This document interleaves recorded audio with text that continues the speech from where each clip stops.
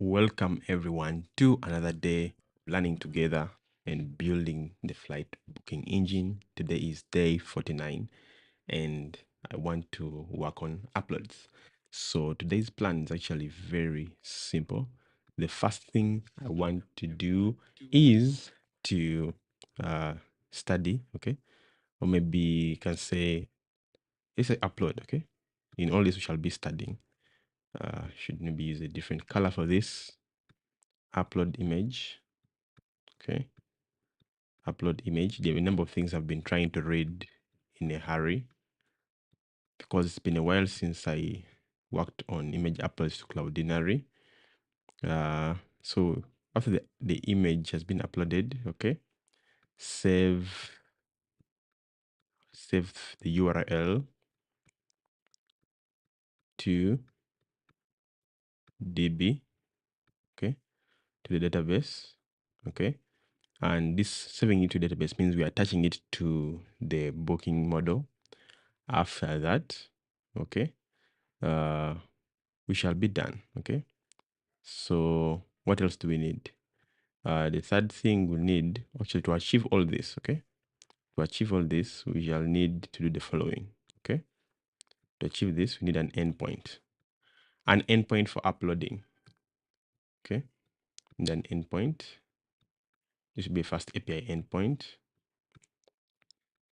Under the hood, this endpoint is going to use some keys, okay, some keys. It will need an API key, okay, API key. By now you should be used to this, okay. So you've seen all the external APIs we've been using. At least you need an API secret, okay, an API secret and an API key, okay. So right now we are using this for image uploads, okay. And the platform I'm going to use is going to be Cloudinary, okay. Later I can still change to S3 or anything else, okay. But for now, Cloudinary will do the job very well. So yeah, so you've seen that when we were talking about AWS, we needed the same things. Amadeus, we need the same things. Payment gateway, we need the same things, okay. So the concept is always the same. You need an API key, you need an API secret to connect to an external service that you're building on top of. So with this said, I want to show you a few things I've been studying. So this morning I quickly got into my account, okay. It was after a long time, okay. And you can see if you click this button, go to API keys, you're going to see that I created a key today, okay. Look at this date. I created the key today, and if you read this, it says manage API key and secret pairs for your product environment. To build the environment variable for each pair, copy the provided format and substitute your actual values for the placeholders. Make sure to store your secrets securely, okay. So it has to be a secret. And then I have the API, okay, environment variable. So you copy this, okay, and go to your code, okay, go to your .env, okay, .env, open it, okay, and paste your Cloudinary URL, paste it, okay. Then after that, go back to here, okay, copy this API key, okay, paste it here, okay, in replacement here. Then copy your secret, okay, paste it here, okay. But these are values that should not be shared. In fact, after this stream, I'm going to delete this key, okay, create a new one because I should not share even the API key, okay. So make sure you do that. Now, after you have configured your environment variables securely, okay, now we can do a number of things. You can prompt AI, or you can briefly study how to work with this. So here is the documentation. Let me refresh the page. Okay, I can see they even have this ask Cloudinary AI. Okay, so I guess we can ask it how to upload to Cloudinary for us. Okay, says hi. I've read the Cloudinary docs, training, support articles, and more. So go ahead and ask me how to write code. The best feature for your use case, to point you to the console UI options, whatever else you need help with. Saying new, I now speak a lot of languages. So whatever language you ask your question, you'll probably get the answer in the same language. Okay. So there's an extra help that we are going to use. Okay. And actually we can choose to use it or go to our own tool, the GitHub Copilot tool I've been using. So now, this is like the Python SDK that we need. They're saying the Cloudinary Python SDK provides simple yet comprehensive image and video upload, transformation, optimization, and delivery capabilities through the Cloudinary APIs that you can implement using code that integrates seamlessly with your existing Python application. Most of the functionality provided by Cloudinary can be implemented using Python regardless of your framework. Okay. However, some features are available only for Django. Okay. So Django guys, you'd be very happy. Okay. If you look at the feature list, okay, they say cross framework features, Flask and Django. URLs, build URLs for image and video transformation, API wrappers, okay. Then you have your Django specific things, okay, which is nice for those who are working with Django, okay. And later on, I'll have to look at this, okay, because many times I work with Django applications. So they're saying we recently released an enhanced security version of this SDK that improves the validation and handling of input parameters. We recommend upgrading to the latest version of the SDK to benefit from these security improvements. They're saying, how would you like to learn? There's a quick start, video tutorials, sample projects, okay? There are many ways, okay? I'm going to go to the quick start, but before that, I'm seeing here an install, okay? So we need to install Cloudinary, okay? Pip install Cloudinary. So I'll come to my project here. And instead of pip, okay? I'll come to the backend directory. I hope you can see this clearly. So I'll say uv add Cloudinary. So let it get done. Then say check that you are using a supported version of Python. Let's check this link to make sure that the Python version I'm using is supported. I'm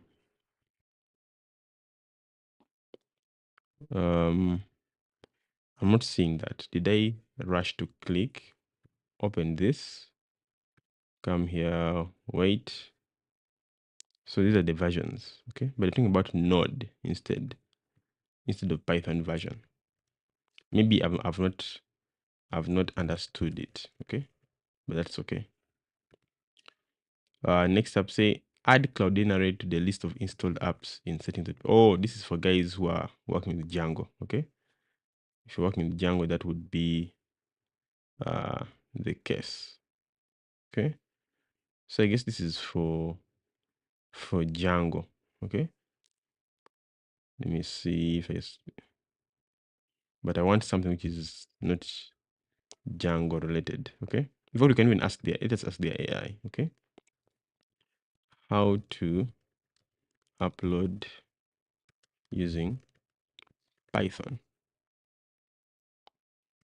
in FastAPI project. Let us see, okay? If the AI can tell us, because I'm sure they have trained it on their documentation and it should be good enough to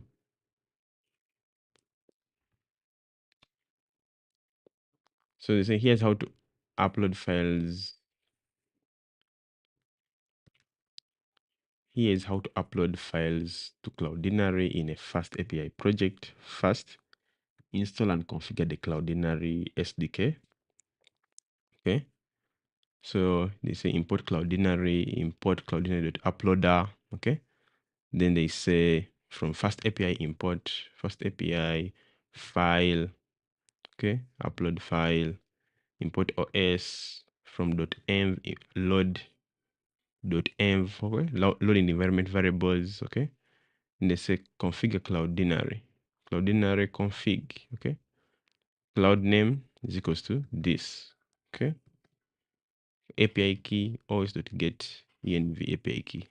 Secret equals to os.get env API secret, okay? Then of course the app instance of FastAPI. After that, what else comes? What else is here? If you move on, it says they have a post method of upload, async def upload file, okay? Takes in the file to be uploaded, okay? Then it file.file, unique name equals to false, return upload results. Says, before I give you a more specific example, what type of files are you planning to upload? Images, videos, other file types. Also, do you need any specific delivery type like private or authenticated uploads? The basic pattern works for any file type, but I can tailor the example with the right resource type for your needs. Okay. Let us say for the tickets. Okay. For the tickets, I want to allow only image files. Okay. Only, let me say, upload goal is to upload only images. Okay. And I guess also Copilot is smart enough to do this. So let's see what it cooks.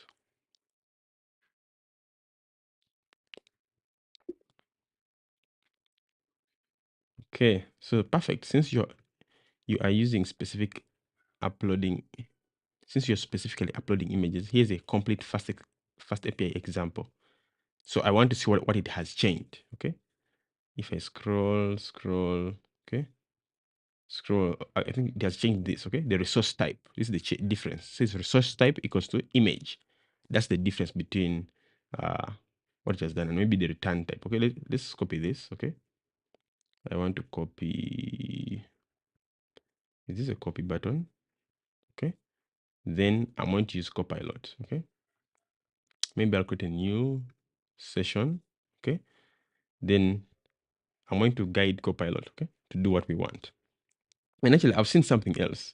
If I scroll up here, are you seeing the return type? Just the public ID, the secure URL, the width and height of the image. Maybe for us, what we need is simply the secure URL. Okay, the front end will handle the other things. Okay, all we need to do is to enable the upload first. So what's the goal? Okay, the goal is to create an endpoint.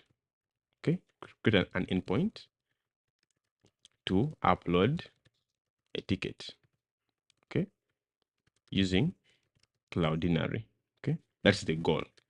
After the upload is complete. Okay, after the upload is complete, the secure URL, okay, is what happens to it is saved, okay, to the booking, saved to the booking models ticket URL field. Okay, that is it. Okay, create an endpoint to upload a ticket using Cloudinary. After that, it is saved. Okay. After it is saved, what else do we need? Okay. This endpoint should return the URL. Okay. And it should upload ticket for specific user. Okay. So meaning we need authentication. Okay. Auth is required. Okay. Then you say here's an example. So we want to give it an example. So I'll start by pasting that. Okay. What we got from the Cloudinary API. Then copy also this. Okay. And paste. Okay. And hit send. So to give it clear context. Then if you were to come here into the docs, okay, I think this was what we did. I think let me click on this Python quick start. Okay. So in this Python quick start, they're saying this quick start lets you get an end-to-end implementation app and running using the Python SDK in 5 minutes or less. Okay, so the first step they're saying, set up and configure the SDK, upload an image, get and use the details of the image, transform the image, run your code, view the completed code. Okay, next step. So in our case, there are things that I may not need, like transforming the image. Okay, unless if really required. So set up and configure the SDK. So in your terminal, in a terminal in your Python 3 environment, run the following code. Okay, we have installed Cloudinary and we have the .env library. Okay, just to show you, I just did that a few minutes ago. But if you go to PyProject.tomo, okay, you'll see that I have number one, .env, python.env, and Cloudinary also installed. Okay. When I get back here, okay, says in your project, create a file called .env containing your API environment variable from your product environment credentials. Okay, .env, you've seen that. Copy and paste your API environment variable. Cloudinary URL equals to Cloudinary, okay, // the API key the API secret at cloud name. Okay, and I showed you where to copy that from. Copy this string from here and replace appropriately. Okay. Then say important. When writing your own applications, follow your organization's policy on storing secrets and don't expose your API secret. Don't store your .env under version control for maximum security. This is common knowledge that we need to know. It's saying in your project, create a file called myfile.py, copy and paste the following into the file. Okay, so this is the file. Okay, they copy, they load the credentials. Okay, then they say import Cloudinary libraries, import Cloudinary image uploader API. Okay, then they say import JSON. Okay, then they say cloudinary.config secure equals to true. Okay, and that is it. If I do this, okay, no need for that. Let me go to upload image. Okay, so when they continue, now a function called upload image. They simply say cloudinary.uploader.upload, then they pass the image location. Okay, then the public ID is that one, the unique name equals to false, override equals to true. Okay, but simply they call the uploader.upload, pass in the image. Okay, it's a JPEG, the public ID, the unique file name, and whether it can be overwritten or not. And then down here, they're saying build the URL for the image and save it in the variable src URL. So they say cloudinary image.build. Okay, then they get the URL. Then they say copy this in the browser to generate the image on the fly. Okay, so they say get and use the details of the image. So we can pick the image. So you see here they get image info.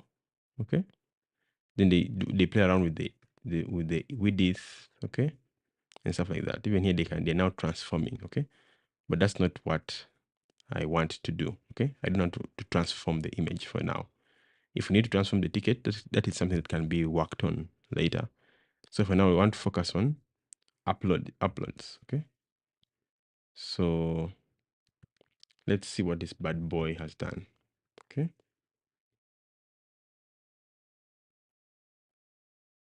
so I'll first say keep, and I'll say here's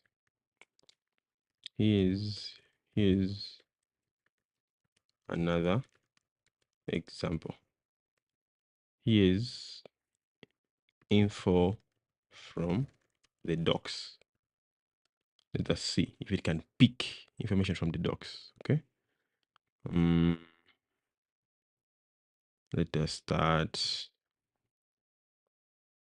And copy this. Okay, I think up to here.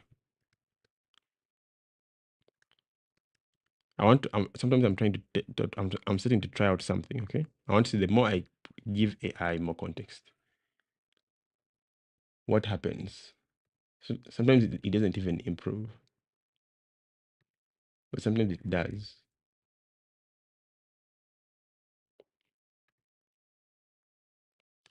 Sometimes I'm trying to I'm starting to try out something. I want to see the more I give AI more. So what happens? We move. Sometimes it doesn't even input, but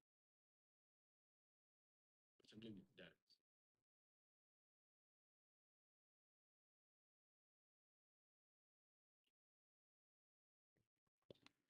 Okay. Says I see from the Cloudinary documentation that they recommend using a single Cloudinary environment variable instead of separate variables. Let me update the implementation to follow this best practice. Okay. I have updated the configuration, simplified the Cloudinary configuration, added secure true to ensure all URLs are returned are HTTPS. Choose the correct format. Environment, you only need to add one variable. Okay. Let's now look at this. I'll go here. Where do I start from?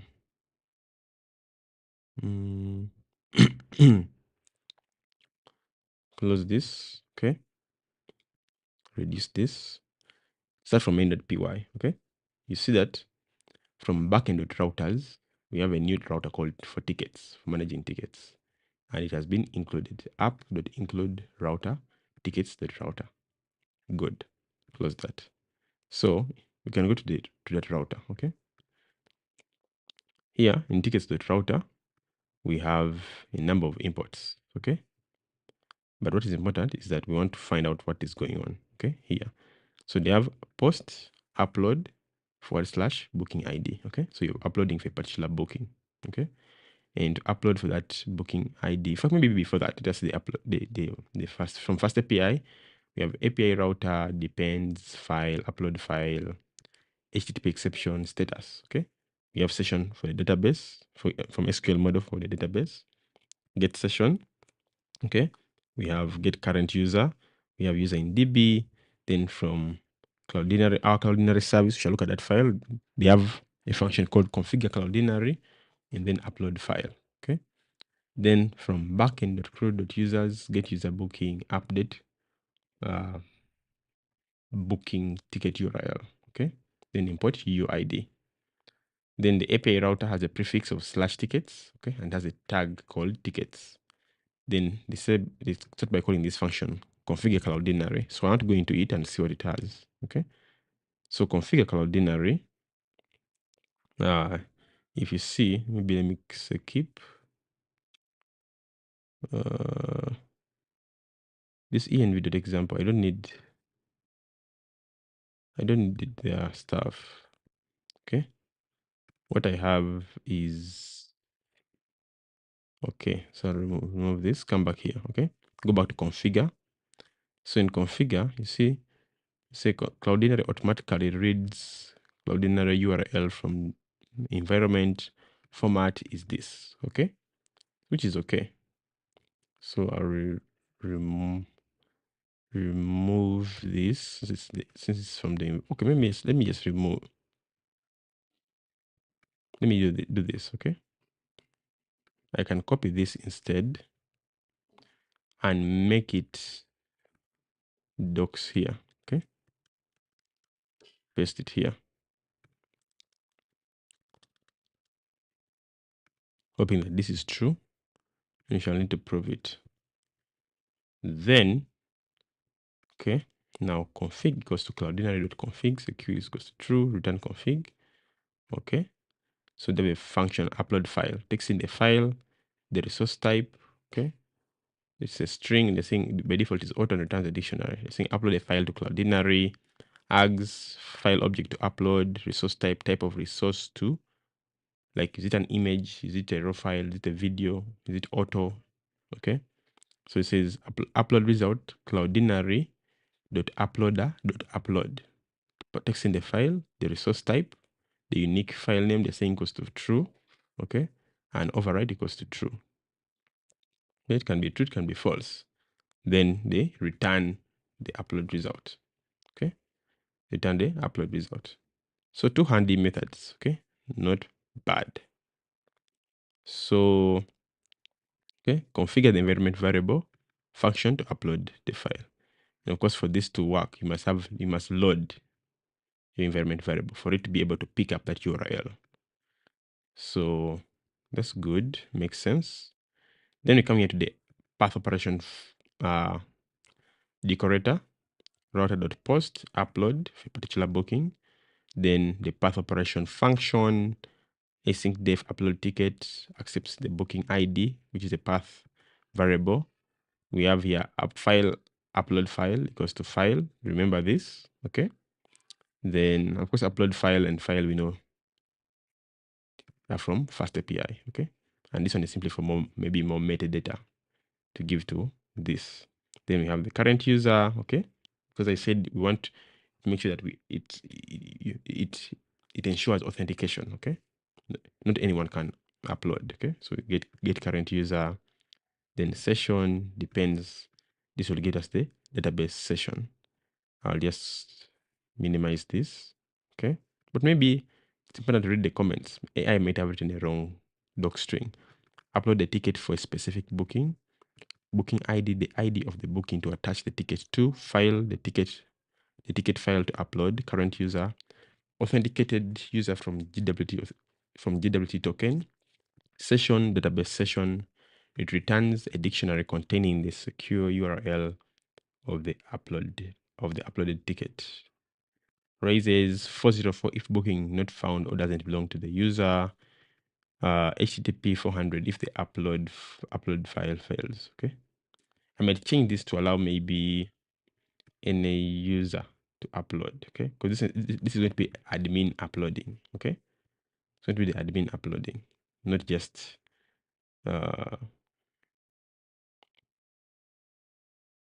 so saying validate booking is a valid UID.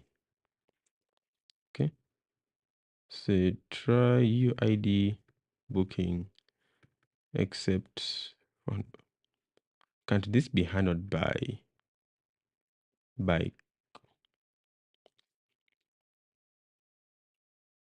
maybe Pindatic here? Okay, that's what I think. Okay, this should be handled by Pindatic. Okay, I want to say the following should be handled by Pindatic. It's actually much better. Okay, let us see what it does. Then this endpoint is to allow admins to upload for anybody. So I want to see what happens. Doing a time check to make sure I'm not late for what I want to do today.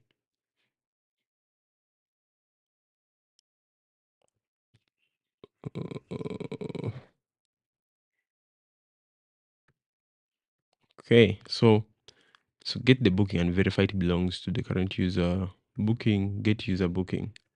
This should be a new function which has been created. Yeah, I guess so. Select a booking where booking the user ID equals to this. Okay, yeah, that was unnecessary. And I'm guessing I'm probably the one actually who misled. Okay, let me say keep. Okay, and read this again. Okay, so if I go to this function, actually I'm starting to think things like this. I think this line 25 can actually be in the URL, okay, in the path operation decorator, since we're not going to use the current user. But let me leave it because I've just got a thought right now. I might need to use it later when, for example, I want to know who uploaded. Okay, when I have like an uploaded by field. But let me leave that for now.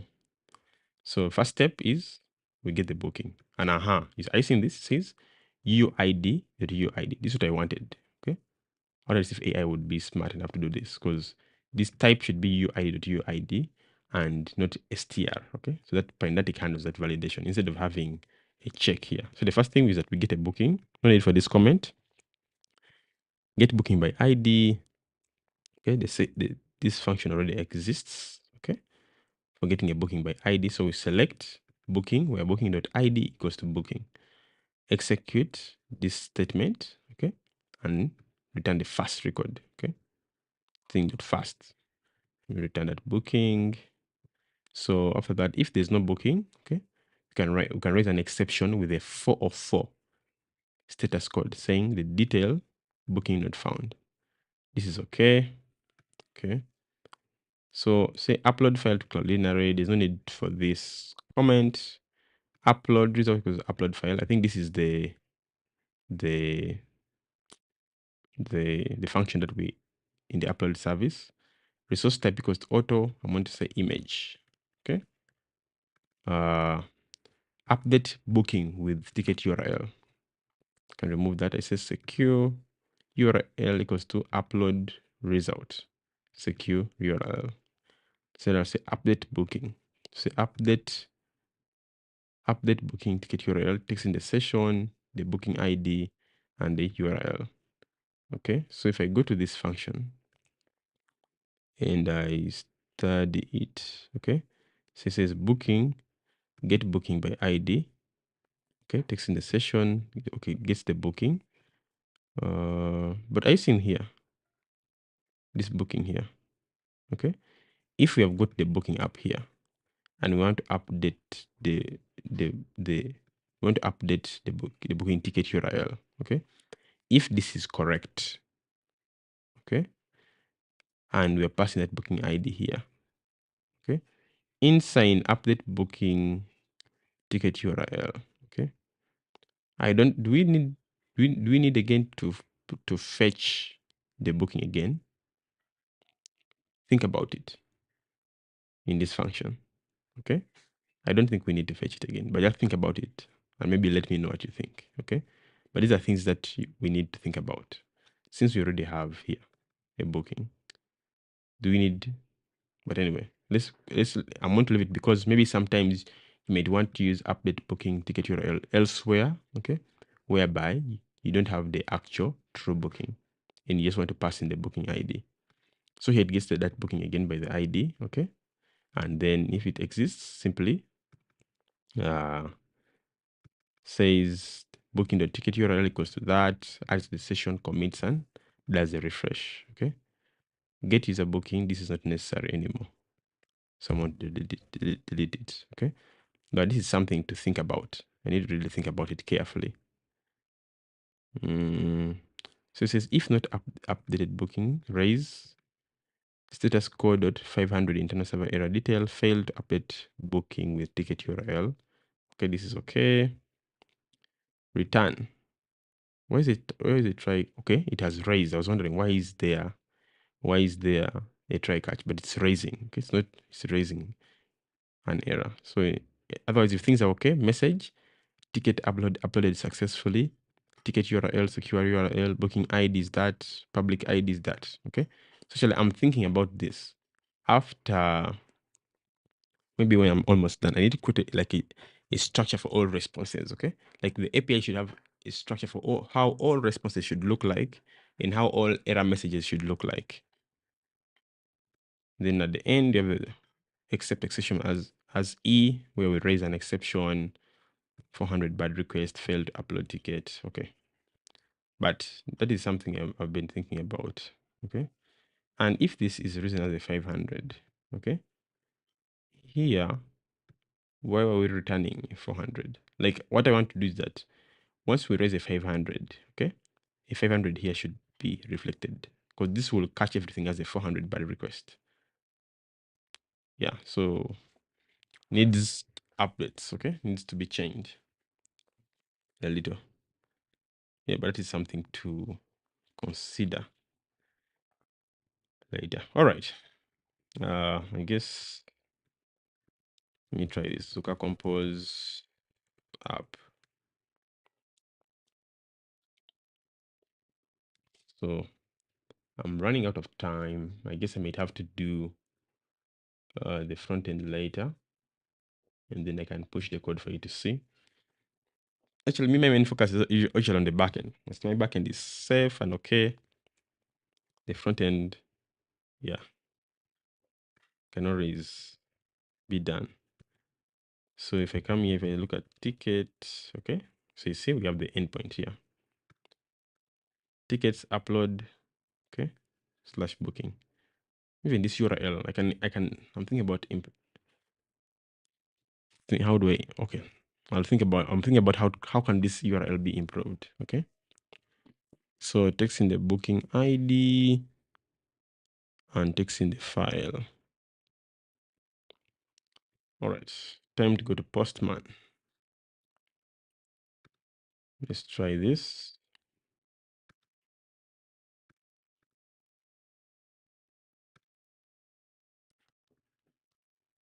What are we looking for?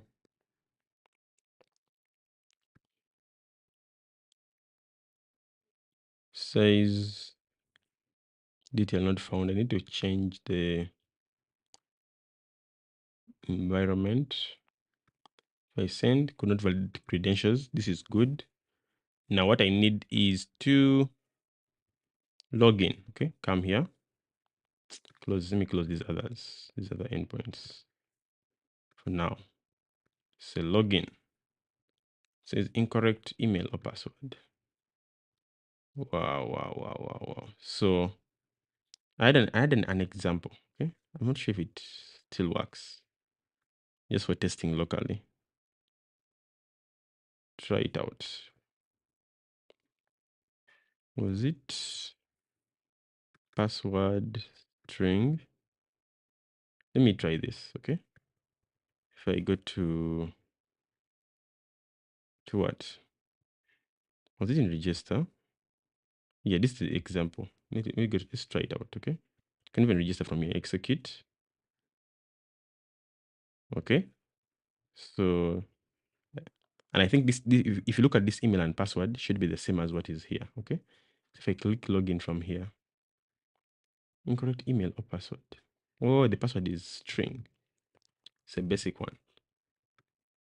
And I need to add validation for this kind of passwords. Wow, there's a lot of things to do, okay? Small little details like this should not be allowed. I need stronger passwords for this. So here it is, okay? I get the access token, okay? So I can copy this, set as variable. Is it bearer token or access token? Let me just set for both, okay?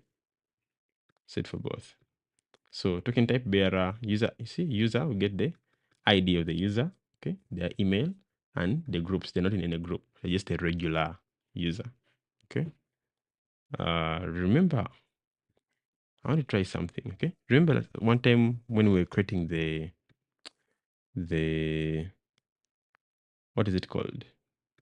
The other admin, okay? We used our tool, okay, to create an admin user. I'm starting to forget the email we used. If you remember, you can let me know, okay? But we did it from the UI, and I stored it in the password manager. Maybe I'll check that later, okay? But no problem for now. There you can actually see the permissions and the groups. Maybe wait, let's test this out, okay? Test it out. Since it's an admin supposed to upload, okay? Not a regular user. I'll put a new tab, okay? Then I'll say Docker compose. Come on, cd into backend. Docker ps. We need to create an admin user actually, because it's an admin. This is just a regular user, by the way, that I've created. But we want an admin to be able to upload. So I want to create an admin user. So what app? This is the app we want, okay? FastAPI backend. I'll clear my screen. Then run docker compose execute interactively, attach a terminal, this container, okay? What do you want to run? uv run python manage.py, okay? That's the command we built in the previous tutorial. Randolph Richards, is asking a very good question. I'm just seeing it right now. Why did you pick Next.js instead of plain React? when pairing it with FastAPI. I'm curious what Next.js adds in your setup compared with using React on the front end and FastAPI as the API server. Good question. I'll tell you. Number one, Next.js comes with so many cool features which I am going to make use of. I'll give you the simplest.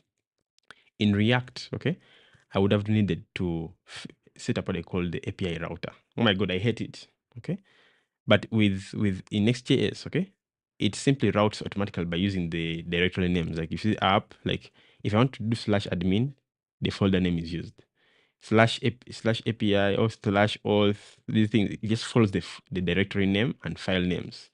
Booking /ID, it follows this syntax. I think this syntax where I have like square brackets, then an ID. That's like when I have a path variable, okay, to make it like a dynamic route. That's the first thing. I don't want to fight with the router. That's what actually made me love Next.js. Secondly, Next.js comes with other very good benefits. Number one, Next.js comes with things like server-side rendering, okay?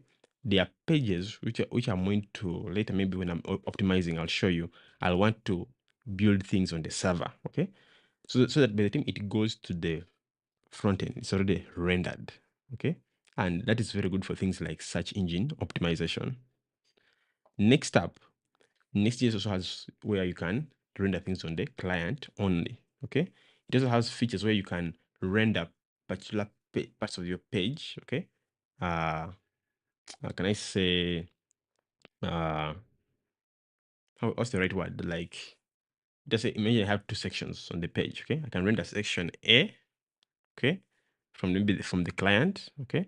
Then section B, if it is going to take time, okay? I can render it later, okay? After maybe some 2 minutes, something like that, okay? Those are some of the features of Next.js and other things which cannot just come off the top of my mind, okay? And also Next.js has something called optimization of links, okay? Assuming my page had a link, okay? My website had a link, okay? How can I explain it to you? Let us say this was a link, okay? This is a link. Link. These are links, okay? Imagine this is the website, okay? All these are links. Next.js has what they call prefetching, okay? It can prefetch that page in the background, okay? In production, can it fetch that page so that when you want that, by the time the user is clicking, okay, to say maybe click token or click register, it is already processed, so it will be faster. They'll have something which is already ready, okay? It doesn't have to be rendered in real time, okay? This is another thing about it. Second, even image optimization, okay? It has their way of working with CDNs, especially if you deploy with Vercel, their cloud tool, okay? That is what some of the things that come off the top of my head. But Next.js has so many benefits, okay, over just plain React, okay? And also another reason is that I like it, okay? I like it. Maybe because I've not done other things, probably I would have loved them more, okay? But I find Next.js way much better than using plain React, okay, for this project. And the other benefits that can come off my top of my mind, but you can find if I just and I would need to go through this project step by step to show you some of the things that you see how this I like this organization. You have a layout file, you have this, okay? But in the end, it's all about it's the same thing, okay? It's a React component, it's JavaScript or TypeScript, it's a function, you're using JavaScript functions, TypeScript interfaces, same thing, okay? But I like this how they brought up this thing that you can have a layout file, okay? And it picks it up automatically for you. Yeah. That's why I chose Next, okay? So many things that you'd have to have some manual work in React and have to do it a little bit manually, okay? Yeah. Why FastAPI? Let me see. I'm curious what Nextjs adds in your setup compared to using React on the front end and FastAPI on the server. Yeah, so the backend could be anything, okay? Why FastAPI? Number one, like I learned FastAPI in public, okay? And I wanted to build a project using it, okay? There are certain opportunities, okay, that have emerged in the Python ecosystem, okay, because of FastAPI, okay? and I want to take advantage of them. Okay. One of the best ways to show that you know something is by building a project using it. Okay. And being able to explain the code about it and how you've approached it. So this is me building a project about FastAPI. Okay. And I want to do it in public. Okay. That's why I'm doing it right now on YouTube. So that when an opportunity arrives, I can use this as proof. Okay. But not only that, also to share with people who want maybe to learn together with me or to learn from it. Okay. But why FastAPI? Because number one, it has grown so fast in the Python ecosystem. I've identified opportunities which I want to take advantage of. Okay. And for me to take advantage of those opportunities, I need to build a project. Okay. Yeah. But actually, me, if you come to my day-to-day work, you'll find that most of my client work, I'm building it using Django. I actually use Django, Django, HTMX. So Django is just no more HTML, CSS, JavaScript templates. And right now, there's a tool I'm working with people in Nigeria. We're using FastAPI, we're using Django and next on the front end, but I'm not touching the front end, okay? I'm only building the back end, and I'm using Django REST framework, okay? But again, there are opportunities, okay? I've seen so many, okay, that I want to take advantage of using FastAPI. So yeah, I hope I've answered your question. Yeah. So let's run this. Let's run this. Well, I'm running out of time. I might have to only do the backend for now. I have about 5 minutes or so. So if I do this, okay, and execute this, says this service is not running. Really? Let me see. Docker PS. Richard, have I answered your question? Please let me know. Did I copy the wrong? Is something running? What is it called?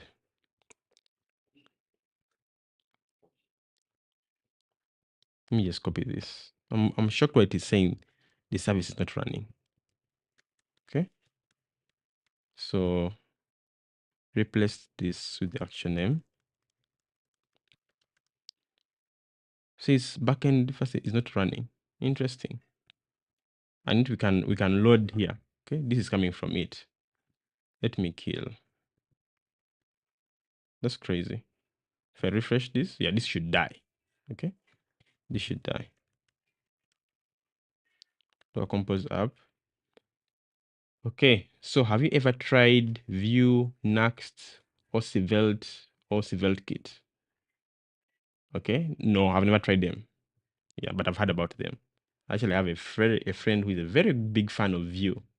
Yeah, so I know, like, for those of you who don't know, Vue is like React. Okay, then Next is like Nextjs. So Nextjs is a meta framework of React. Next, a meta framework of Vue. Then Svelte is like React, and Svelte Kit is like Nextjs. So Svelte Kit is a meta framework of Svelte. No, I've not done that. Okay, but I actually even I had a friend back then who was praising Svelte and talking about how easy it is. Okay, yeah, that's good. That's the actually good framework. I'm sure they have advantages. I've had people praise them and talk about them. Yeah, but I'm not the kind of guy who's so much interested into those front end tools. Okay, I just picked one. I'm like, I want to pick one and use it. And why I picked Next.js is because I looked at the number of opportunities that come with knowing Next.js. They are cool. They are way more. Okay, they are way more. Yeah, but anything should work. Okay, if you know Vue, use Vue. Okay, if you know Svelte, use Svelte. Concepts, I'm sure, are pretty much the same. What changes is the syntax of how to implement those concepts, but the same thing. Okay. Yeah, but for me, I stuck to Next, and yeah, it's what I know, it's what I learned, it's what I'm comfortable with, and yeah, it's working for me. But yeah, if you're doing Vue, Svelte, enjoy. But Next comes with most opportunities. If you're looking like for an opportunity, why does it keep saying this service is not running? Okay, Docker PS. What is the actual name?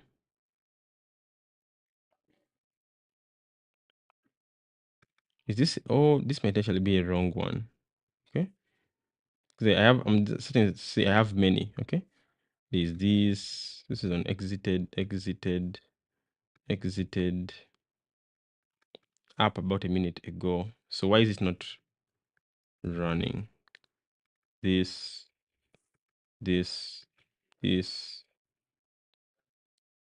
So I want to do this.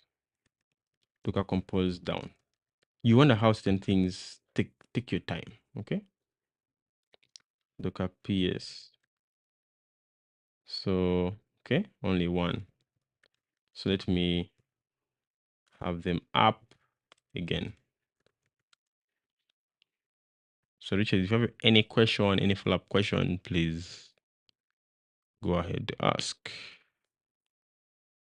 Because this is it, okay? This is it, and it's running. If I come back here, you'll see the docs is raised. What am I missing? Am I just tired or something?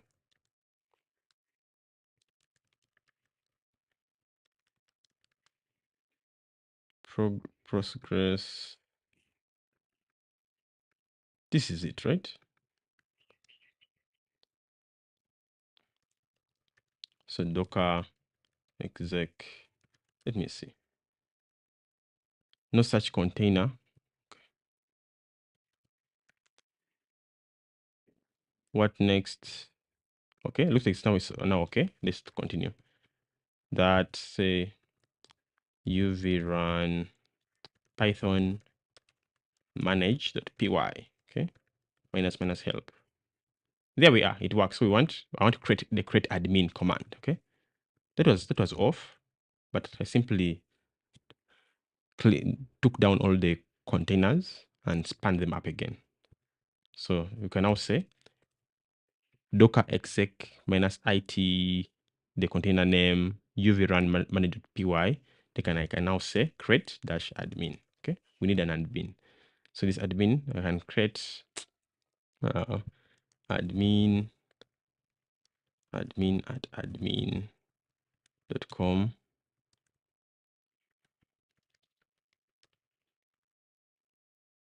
That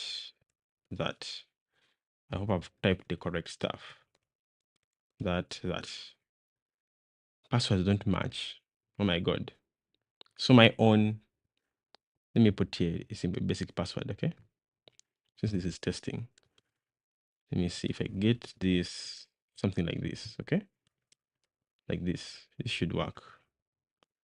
But again, it will break my application. So let's try this command. Say admin. Just a moment, I'll be back.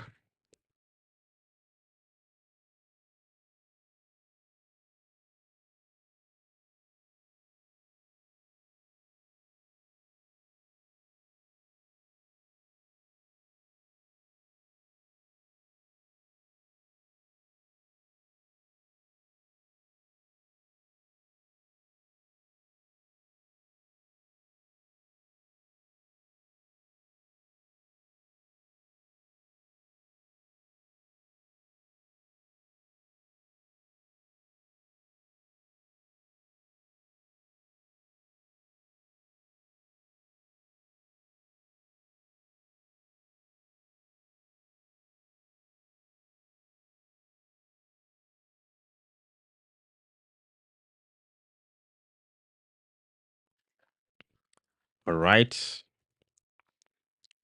Admin at admin.com. Paste the password. Password must be at least 8 characters. Okay. Wow.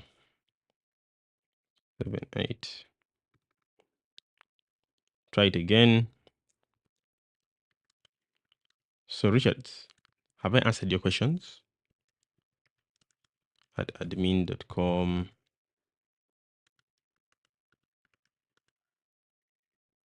Okay. Oh, user with email already exists. Wow. Okay. This time I want to say admin at admin.com. This will be admin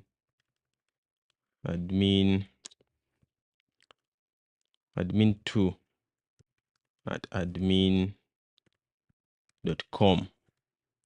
Enter the password, next password.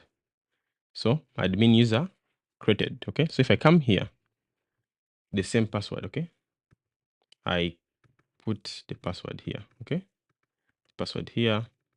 The email I think was admin2 at admin.com. So I log in. This time we succeed, and look at what is interesting. Our system is now working perfectly well. Are you seeing that we have on top of the token, okay, the access token, we have the groups, okay.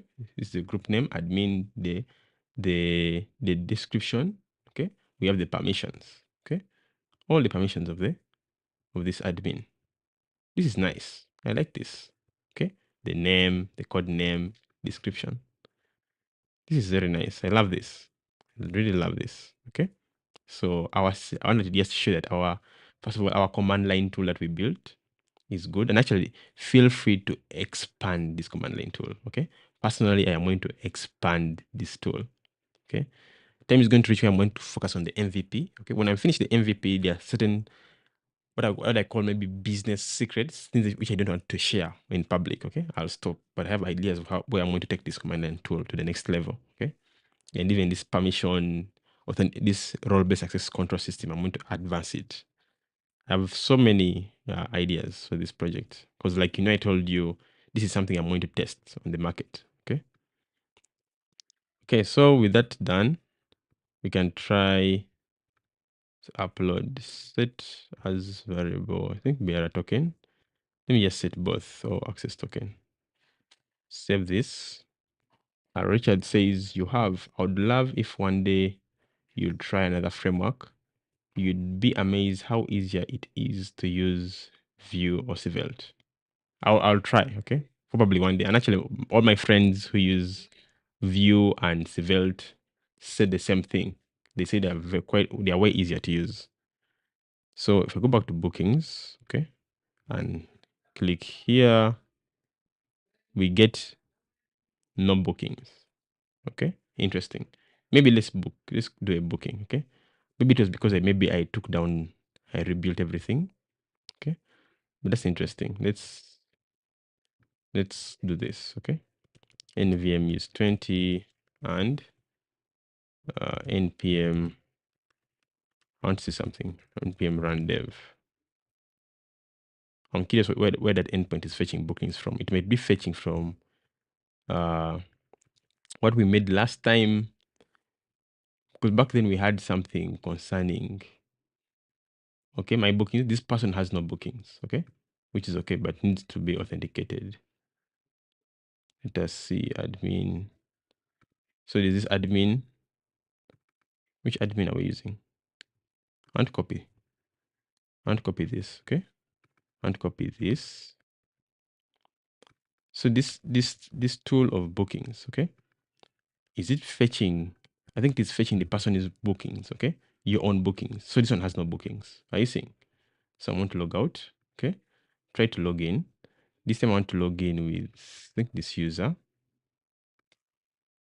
Incorrect email or password. Let me try to enter. I think I remember this one. Okay, also wrong.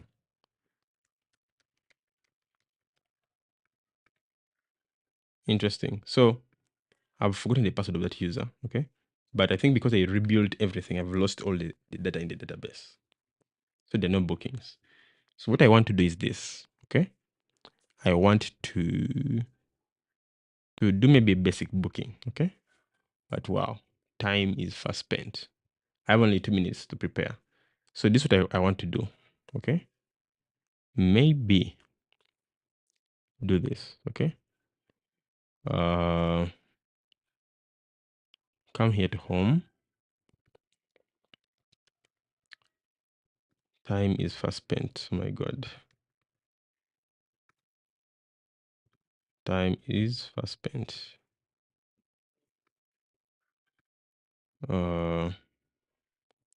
Okay, one way. I want to go to booking for this confirm. Okay, need authentication. Use password.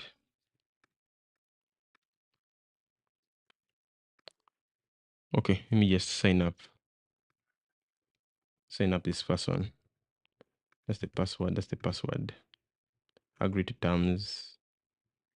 Okay, email already registered. That's why I keep saying Okay, this proves actually that the email actually exists. Okay, 1, 2, 3, 4, 5, 6, 7, 8. I thought I had changed their. Oh, I just missed out on the password. So if I come here to bookings, okay, this person has a booking. Okay, so are you seeing this here when I say slash bookings? I think why it's not working is because the bookings endpoint is fetching bookings for a particular user. Okay, and the admin should be able to see bookings for anybody. So I think I get it and now understand it. So what I'm going to do is this, okay? In fact, we have the booking ID here, okay? What I'm going to do is this copy, okay? Copy this ID and then try this in Postman. Duplicate this.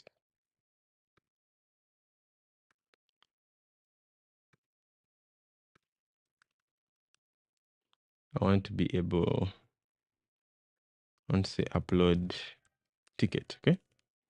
Let's try it. Now I've discovered actually that admins need their own endpoint for viewing all bookings. And I think maybe it's actually there. Wait. Should be there. Admin. Okay, if you go to admin, okay, we have booking stats, then bookings. I see, we have it. So I don't know why I'm struggling. Okay, if you go to here, you see admin slash bookings. I was struggling for nothing, so I simply have to come here, okay, to minimize this here, okay, and say I was going to wonder. Let's say admin slash booking. This is the one that works for admins. Ah, here it is. Okay, so an admin can see their own bookings. Okay, so there's no need to prove all this, but it has helped me to understand my application better and what I've done. Okay, it now makes me know that actually I have an endpoint which I created for a person to view only their bookings, and also I have an endpoint for a person to view, for an admin to view anybody's booking. So, and for now I should have only one. Okay, this is good. I thought maybe I deleted my database accidentally while rebuilding the image, but again I was going to question how that is possible because I have volumes. Okay. So Randolphs, what framework do you use? Do you use Next? Do you use Vue? Do you use Svelte? So let me work on upload ticket quickly. Actually, so this one will be /tickets.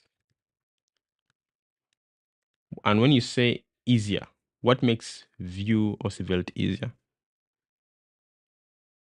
/upload /booking ID. Okay. So try this first. Same method not allowed. Okay. So it's a post method. I'll change to post. Hit send. Super user access required. Ah, nice. So let me go to this endpoint. You don't have to be a super user. Okay. So you see, user in DB depends super user dependency. Nice.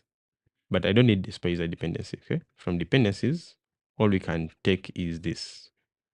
We can put in the group dependency. Okay. And we specify that we need an admin. So up here, I'll remove and put group dependency. Come down here, change super user to group dependency. Okay. Of course, it says admins, but we need to use a constant. Okay. We had those constants somewhere. This one here. Is it here? Okay. So when the code base becomes slightly big, okay, you start getting lost. You start now hustling to get things.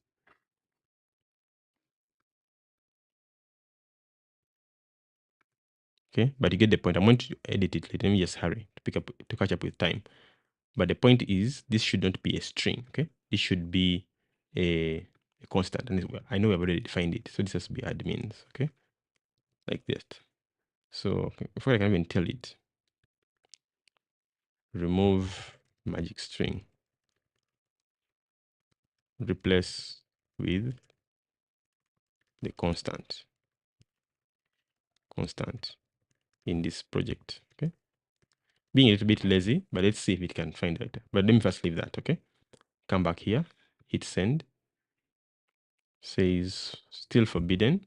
Maybe I need to rerun the, where is my terminal Docker? Here. Let us see.